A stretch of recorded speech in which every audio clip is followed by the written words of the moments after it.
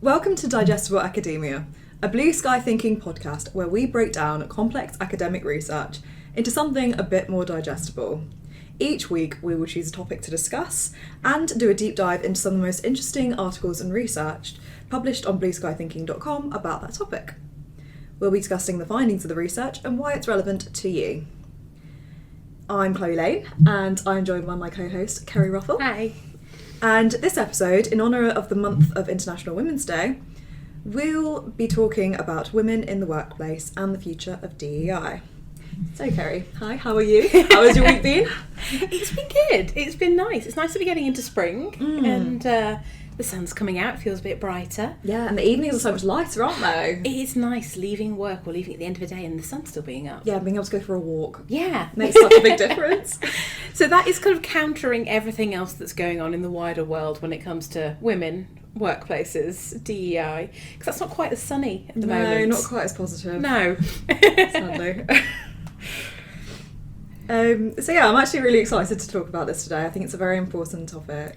I am too. And a relevant one. Yeah, I mean, I think there's been a lot said in the last few weeks about DEI, and not all of it has been positive. But it is something that needs to be discussed and needs to keep continuing to be discussed. And International Women's Day gives us a really lovely opportunity to dig a bit deeper beyond sort of the headline stuff and the things that are a bit flimsy, and any sort of the virtue signalling and it's like the equivalent of greenwashing, isn't it, when it comes to a lot of companies. They paint all their statistics out there saying how fantastic they are in terms of their opportunities for women and women in leadership, and actually when you dig down into it, a lot of companies could be doing more. And when you hear now about companies scaling back DEI initiatives because of, for example, political changes and political discourse, then that kind of raises a few concerns as to how you keep progression going. And it's not just women, of course, it is anybody who doesn't fit the stereotypes.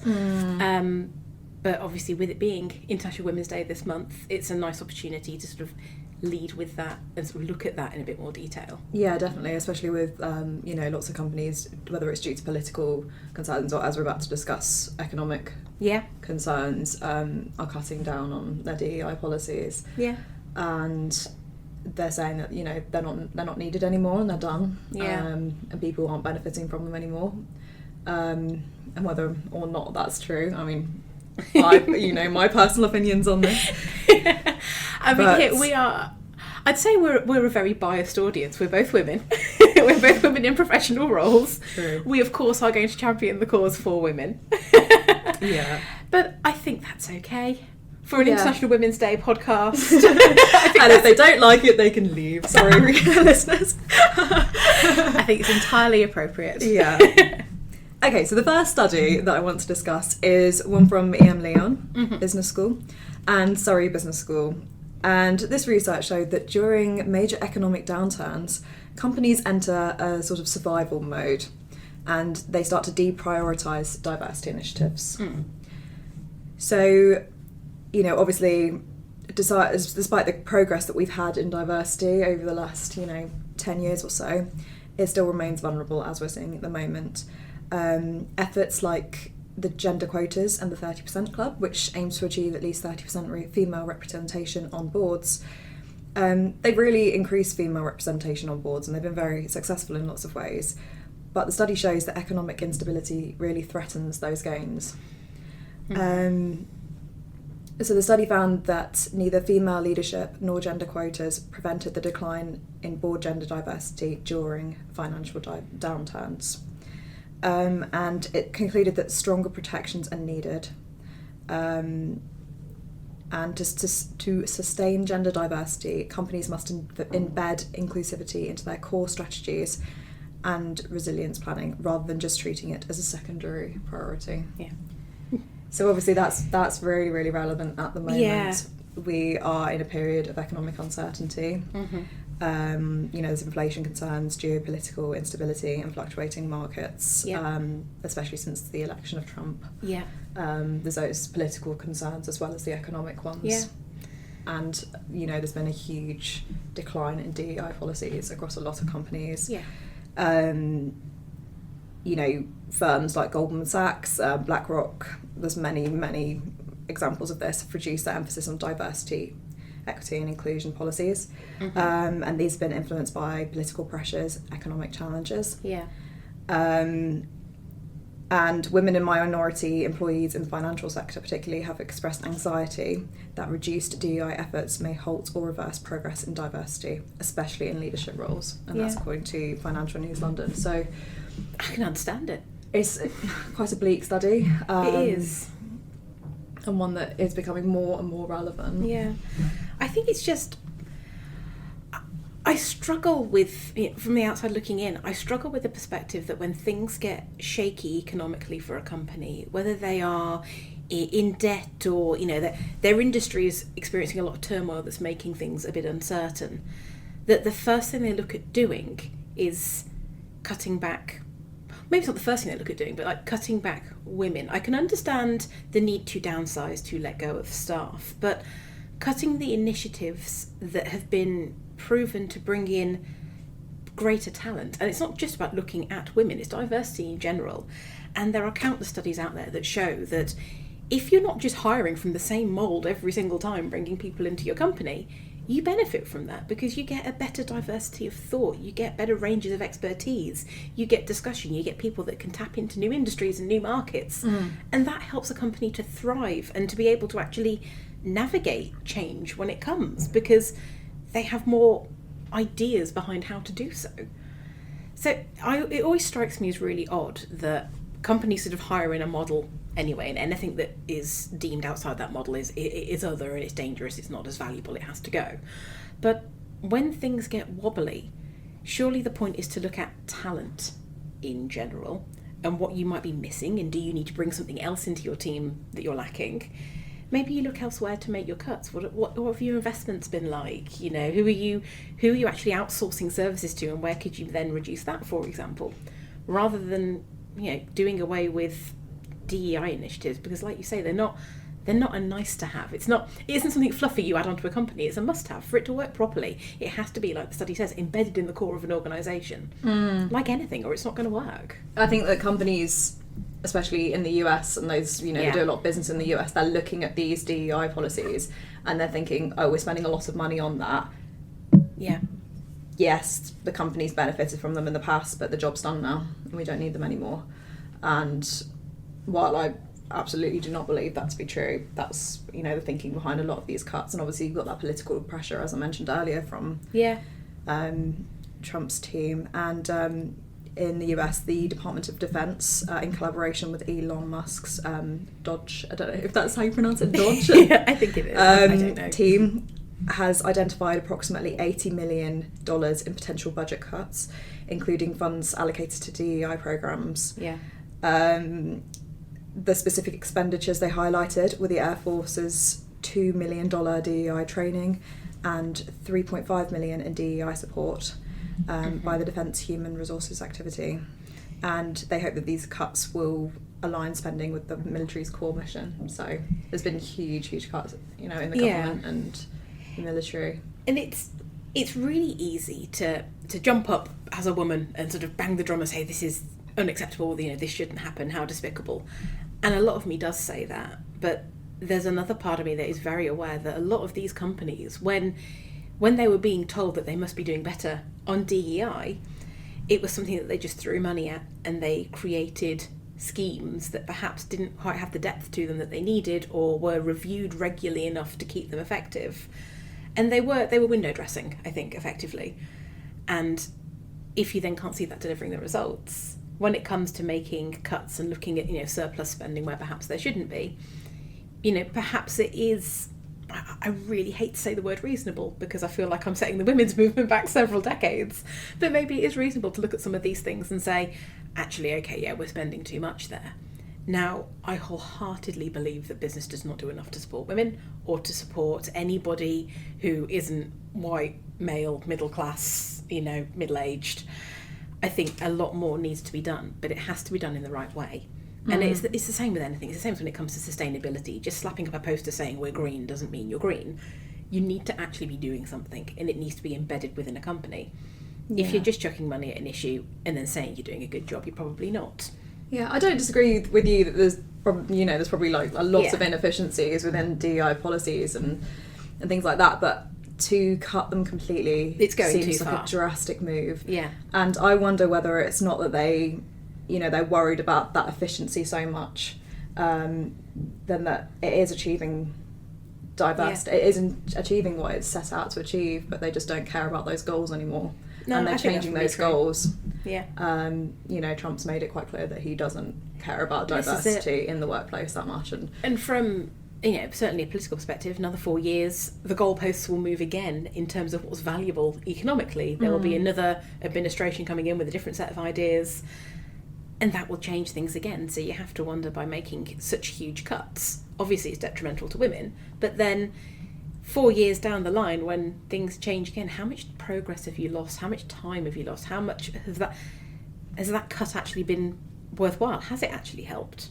No, probably not. Definitely It's not just women either, is it? It's a huge range of different people, and I think by removing those policies, you are missing out on a huge proportion of the workforce that could really, propel your company forward. Yeah, absolutely. And I don't know what company's going to look like in 4 years' time when there is a change in government. I mean, it might just be those middle-aged white men running everything, as they always have done. Yeah, back again. But as we know, I'm very, very biased about this subject, so I struggle to think and talk about it with without getting quite angry. But yeah, so would a company's stance on DEI influence, your decision to buy their products?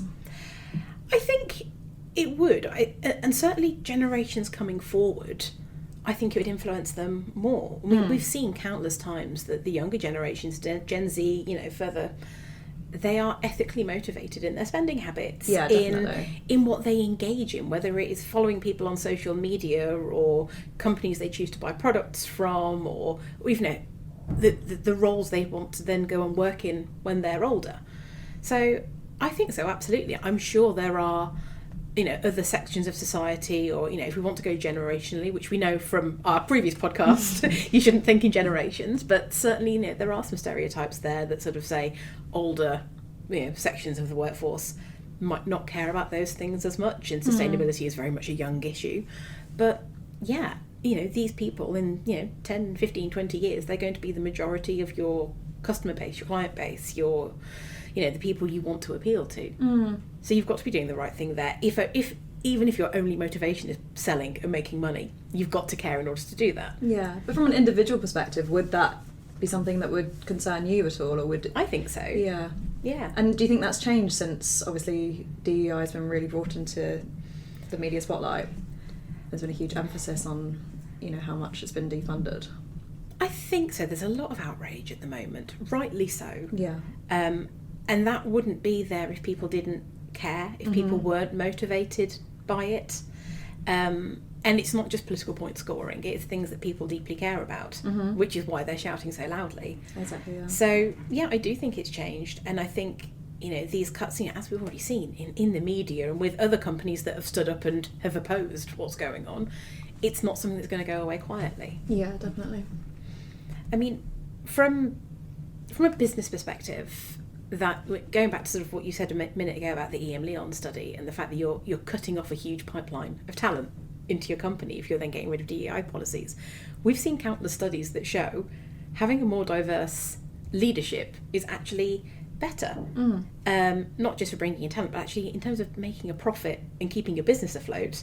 Having diversity is a good thing. Which makes complete sense, doesn't it? Because obviously if you've got a diverse workforce, you'll have a diversity of ideas as well. Yeah, exactly. And you'll be able to expand the business in completely different directions than you might have if everybody thinks the same way as you. Yeah. So it makes sense in theory. If you've got people that all fit the same mould and think the same way, then they're going to come up against the same obstacles and the same limitations. Yeah. So there is a study from Durham University Business School that also includes faculty from Essex Business School and Hunan University in China, which looks at female CEOs and finds that female CEOs are a financially safer pair of hands because they're more debt adverse than male CEOs. And considering sort of the world we're living in at the moment and how shaky economically things are, you'd think, it's logical, having a female CEO who is more debt-averse would probably be a good thing, particularly if you are a company who is feeling the pinch. So the study gathered data from S&P 1500 companies, and they covered from 1993 all the way through to 2021, so that's a huge chunk of time. Yeah.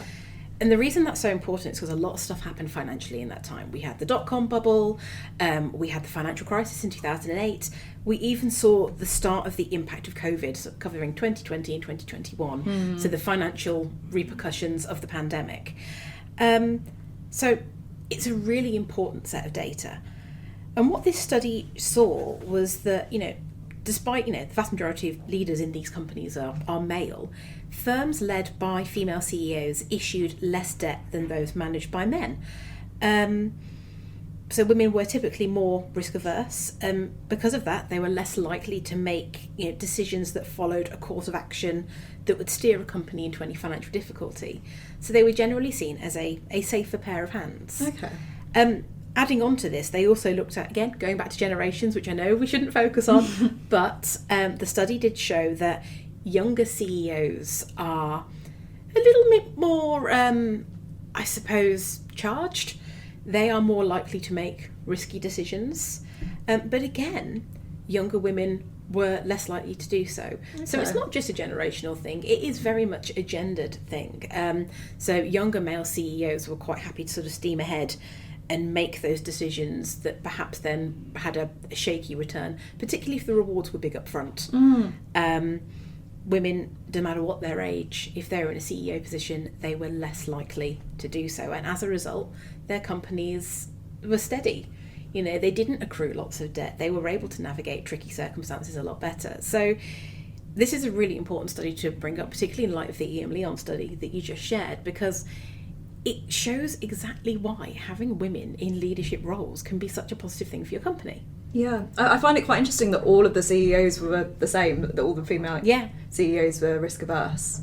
It's crazy, isn't it, how you think Maybe about it wasn't all of them, but the majority. Yeah, this is it. I mean, they weren't looking sort of individually person by person, but when they compared male to female, it was women that came out on top when it looked at risk and debt. And yeah, women ran a much steadier ship. I guess that kind of makes sense though, because it's sort of like there's that data around job applications, and women are way less likely to apply for a job if they haven't got the specific requirements, right? Yeah. So I wonder if it sort of correlates with that almost. This is it. That study, I think it was covered by Harvard Business Review, and they said that so men will go for a job if they believe they can achieve maybe like 60% of the criteria. Yes, yeah. Women will not typically apply unless they feel they can cover 100% of the role. So it's that risk aversion again, isn't it? It is. It's really, it's a shame that women sort of, they almost self-select themselves out of roles, they probably would be perfectly capable for, whereas a male colleague who on paper would be less qualified is perhaps a bit more opportunistic, more willing to put themselves forward despite the fact they miss 40% of the brief, and then potentially could be hired into that role over someone that's better qualified. And if you haven't got someone that's perfectly qualified in a role, particularly a leadership role, then you're going to have issues. It might be here why, male CEOs are perhaps a bit more happy to be riskier. I'm assuming, I can't say that for sure, but it certainly sort of follows that same pattern, doesn't it? Yeah, it'd be interesting to know whether that's like a personality trait that women tend to have rather than men, or whether it is just based on, the patriarchy. Women have not really had those opportunities unless they hit every single tick box, whereas men generally can get in the past have been able to get away with not ticking every box and still getting those roles. I mean, society's a lot kinder. I think it's all of that and more, isn't it? I think there's no one reason as to why that happens, but I think it is all of that. It is societal expectations, it's how we have trained and developed and treated male leaders as opposed to with female leaders, how they're perceived, certainly, and then how they're treated perhaps when things go wrong. I think that probably has a lot to do with it as well. Yeah. I think it's all of that and more. Yeah.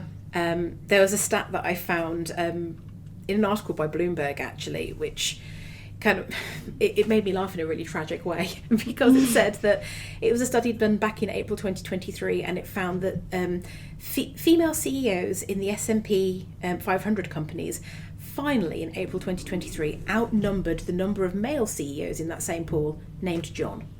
I've heard this before, yeah. So women were getting ahead, but only against male CEOs who were called John. Well, my dad's called John and my fiance's called John, so... You're part of the problem. Everyone in my life is called John.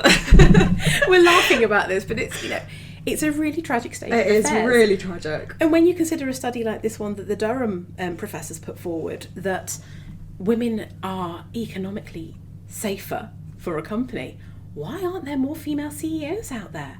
Particularly when a company wants to survive and thrive and make money.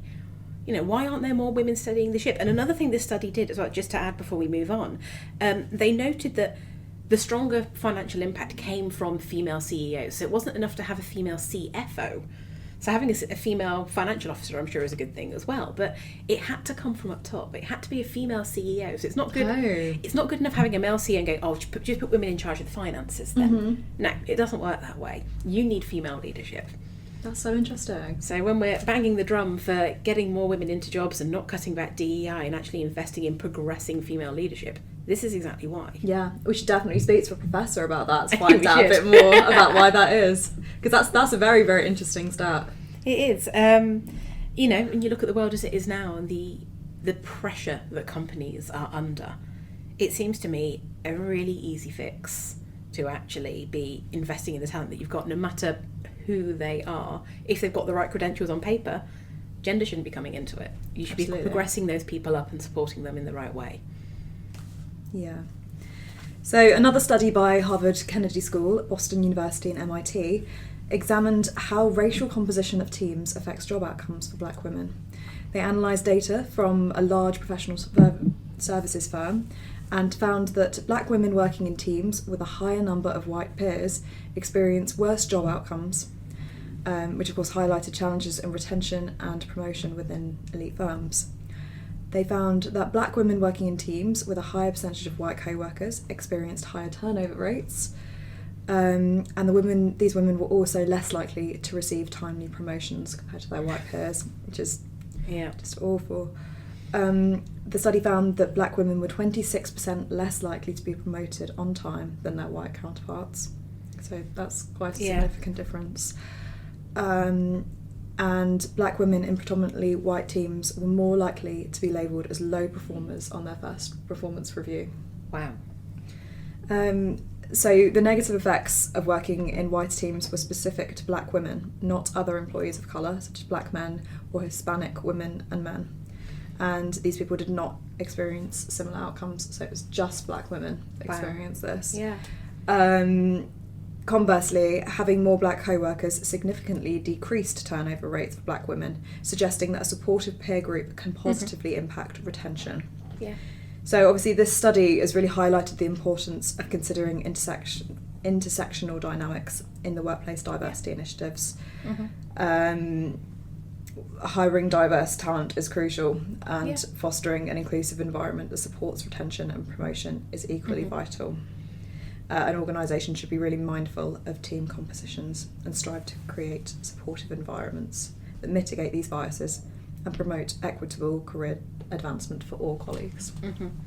So they are shocking stats, as I'm sure you'll agree. And I think that point that the researchers make about the environment of a company, I mean that shows exactly why a DEI policy within a company and those initiatives is such a valuable thing. Yeah.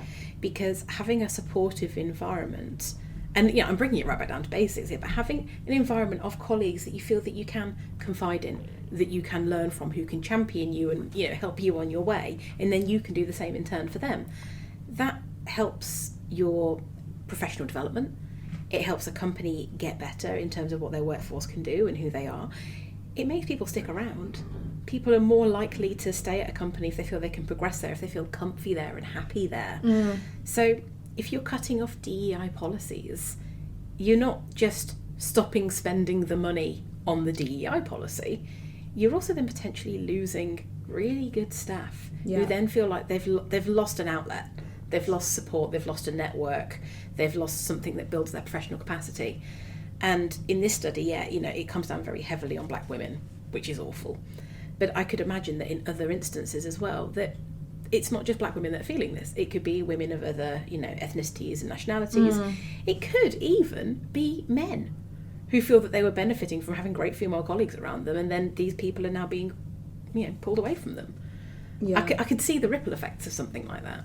Yeah, I think for this, as a study shows, it really specifically does impact these black female colleagues who are unfairly discriminated against by their white co-workers. Yeah. And by reducing these DEI policies, maybe they're less likely to hire black colleagues, and there's just that discrimination, and it's targeting those individuals. You hear all the time that people tend to hire in their image. So hiring managers tend to, we've seen studies that say that hiring managers hire people they feel that they relate to. So the people they see, it reminds me of a young me, and all that sort of stuff. Yeah. If your hiring manager is a white man, and you're coming in as a young black woman, it might be that, probably almost definitely is, you are at a bigger disadvantage. Yeah. And then, like this study shows, when it comes to progression and growth and getting ahead and doing more, then chances are you're not going to be perceived in the same way that your male white colleague or even your female white colleague might be. Yeah, that's totally right though, isn't it? Because I think even if it's not a conscious decision to hire someone that's not like yourself, if you are a white man hiring and you get on really, really well with somebody that's coming in to interview because you both like football, for example, you're going to think, oh, this person's going to fit in really well with my team because I get on with them so well. Mm-hmm. Of course, you're going to have more in common with people that are like you. Yeah.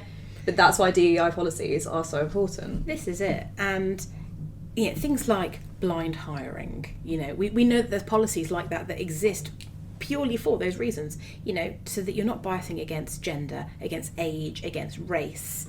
You're trying to sort of blank all that out. But that bias does still exist. When people come in and they sit down and they interview, people do make very quick snap decisions, which is why personality tends to be, are they going to be a good fit, like you say? But if you've already got biases in mind when someone sits in front of you, they can be as friendly as you like, and they can say all the right things but probably still come out at a disadvantage. Yeah, but even those unconscious biases, I mean, blind hiring's great up until a point. Like, it helps you get to the interview if you may not have got to the interview before because of your surname, for example. But once you're sat in front of this person who is quite different to you, if you then don't get on with them as well as another person that's interviewing because you've got more in common because of and like you say, it's unconscious. It's not, I'm not suggesting there's a hiring manager sitting there saying, well, we don't want these types of people in a company.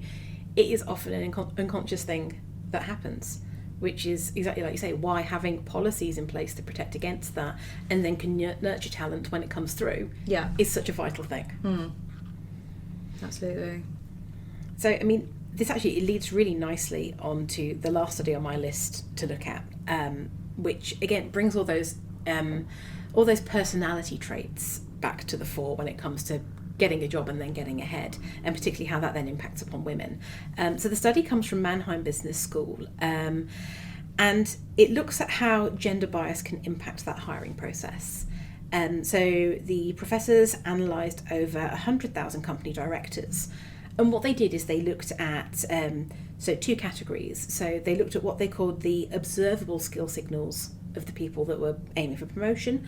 So that was things like their education status, their degrees, what qualifications they might have, but also the signs of their professional experience, so the previous job roles they might have held that would make them eligible for a job. So they were the observable skill signals. But the study also looked at the unobservable skill signals as well. And those came down to things like emotional intelligence, communication skills, and their capacity for critical thinking. So ignore my stomach. We're recording this just before lunch and it's rumbling. So you're reminded to go and get a biscuit because we've still got a little bit longer to go. So the study found that on the surface it looks quite good for women. Yeah. So it says that for men, the observable skills aided their promotion to a leadership role by 5.9% and for a pay rise by 6.8%. Okay. Whereas for women, the figures were higher. So for those observable skills, likelihood of it helping promotion was 12.9%. For a pay rise, 21.2%. So on the surface you think, great for women, you know, if they've got the qualifications and they've got the previous experience, they're a shoo-in, they'll get ahead, they'll get a pay rise. Yeah. Yeah, so it sounds great initially. Yeah. But the researchers found that it was the unobservable skills that had the bigger impact, and that fell heavily into men's favour. So what would an unobservable skills look like? So unobservable skills, it comes down to personality traits, emotional intelligence, how well you get on with somebody when you're sat in the room and you're interviewing. Oh, so what we're just saying then, there's communication skills, so how well you converse with somebody. So particularly when you've got a male, hiring manager in front of you, they're going to be able to identify with another man, the study found, a lot better than they would another woman. Yeah. So the study said that hiring managers were better able to accurately assess those unobservable skill sets better in men than they were in women. So men could observe men better than they could women. As a result, women are instantly then at a disadvantage. Yeah.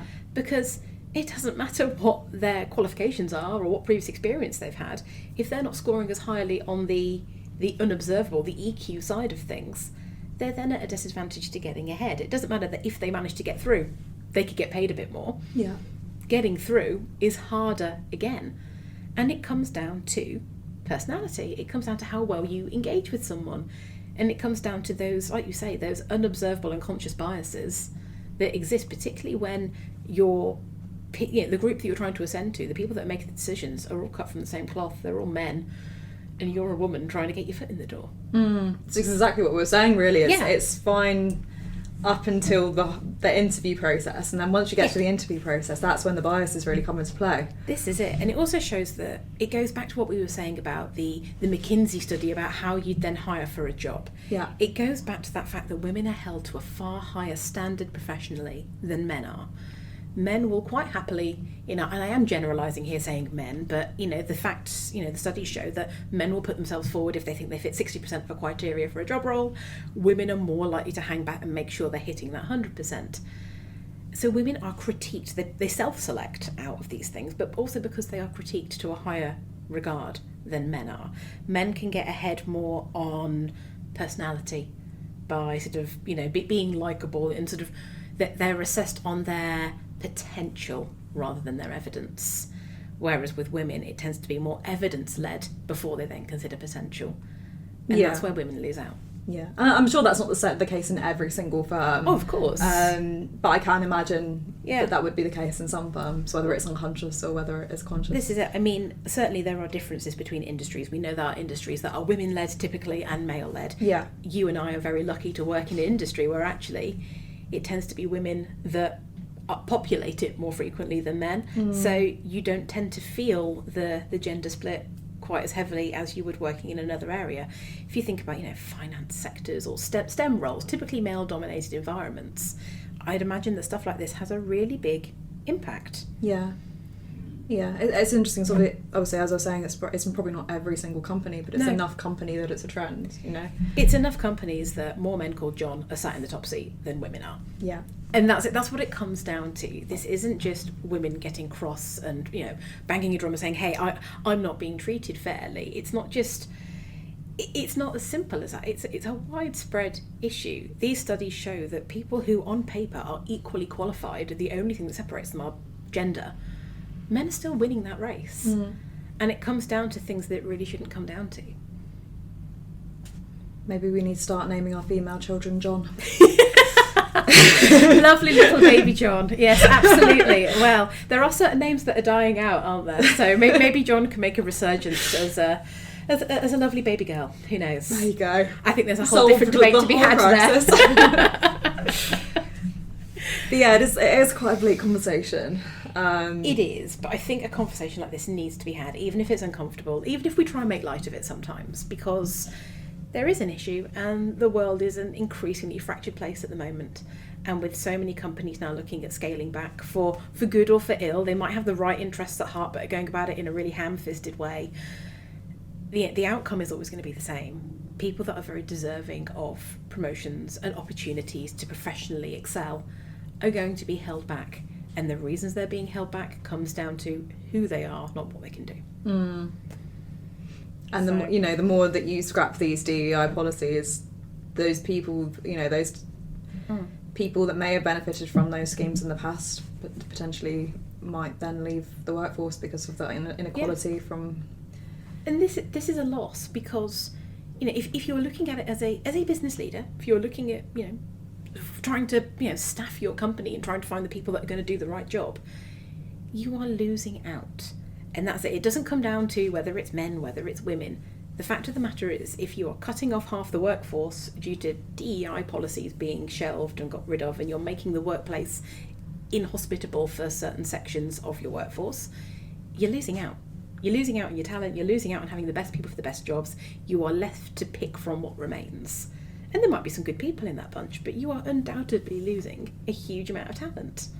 Those people will go elsewhere. They might not come back at all. So I guess the argument that lots of companies in America specifically at the moment are saying is that they will hire the best person for the job regardless of whether they fit diversity quotas or not. But that's easy to say, but with all of the research we've just discussed, it's those unconscious biases, and maybe even conscious in some parts, when it gets to the interview stage. We have the evidence here that shows that that's when they miss out. This is it. It is very good to say, and it is very applaudable to say you will hire the best person for the job, regardless of who they are. But in practice, it does not happen, which is why DEI policies are needed. They need to be effective, sure. They need to actually do what they say they're going to do. They need to be embedded within a company. They need to infiltrate every part of that organisation so it becomes part of the culture. The same as you would treat anything else, whether it is an ethics policy or sustainability or anything just more general, like the company rules and regulations, your terms and conditions of your employment. Yeah. Every company has an ethos and an identity. Your DEI needs to be a part of that if it's going to be effective. So, I think, going back to what we were saying at the beginning, things are being cut off unfairly as a shock reaction to something that's potentially quite short term. In the long term, what are we missing out on? Really good people doing a really good job, boosting businesses, boosting economies. So it just seems mad to me. Yeah. Yeah, like I say, it'll be very interesting to see what companies look like in 4 years' time. Yeah. I'm hoping that if we had this conversation again in 4 years' time, things would be better. Certainly everything that's happened to date so far, if you look at numbers of women on boards, you look at those McKinsey studies and others, they show there has been a slow but steady upward tick in women attending or taking on those senior C-suite positions. But that's only been possible because of the work that's been done in the background, the policies, the initiatives, the better, more ethical thinking about making those hiring decisions. Chances are that might change. Yeah. I hope it doesn't, but chances are, and early indications show that it will. And businesses lose out. So yeah, it's the companies that will lose out in the end, isn't it? I mean. So a very jolly note for International Women's Day, exactly. For an International Women's Day themed podcast. I think the difference is, though, this year is very, very different to every other year we've had International Women's Day. It's just a very different, political background that we're coming into it with. It's less of a celebration this year and more of a time to... Oh, it sounds dramatic to say to fight, but it's become, more charged than that. It's not just a celebration of all the fantastic things the women are doing, but it is raising the alarm to say, actually, we could be losing out on this. Yeah. So certainly going forward, this is exactly why academic research is so vital. Studies like this are so vital in steering a company into how to do a better job, even if your only interest is making more money. Studies like this show you how to do it and benefit everybody. Yeah. Because the thing is, as individuals, we're probably very, very biased about this topic. But we've left it to the experts, and they agree with us. The research, that's what I mean. The research does back it up. It is beneficial to have diversity in the workplace, and if companies decide not to have diverse hiring, then that'll be on them, won't it? It's to their detriment. It'll be to their detriment. Yeah, as you say. So. A lovely jolly note to end on, but some really important reading there, and plenty more to go and have a look at on BlueSky Thinking. I mean, on our website, the nice thing is we actually are championing the cause this month, and we're profiling a lot of women, particularly in business education, that are leading the charge and changing things for the better. Yeah. So we're doing our part to try and shine that spotlight. Yeah, we're really showcasing some brilliant women this month, aren't we? We are. I mean, of course, we say that because we've chosen them, but they are doing a fantastic job in the institutions that train and house the next generation of business leaders. So who knows, maybe in 4 years' time, under the tutelage of these women, these potential, future CEOs and entrepreneurs and other people that come out into the workforce are going to come with a different set of priorities, a better set of priorities. Yeah. So who knows, maybe actually in 4 years' time things might look a little bit brighter. Yeah. That's what I'm choosing to focus on anyway. It's a great note to end on. If you enjoyed this episode, please do like, share and subscribe for more. All of the articles we discussed can be found on BlueSkyThinking.com, so go and check them out. We'll also link them in the description below. See you soon.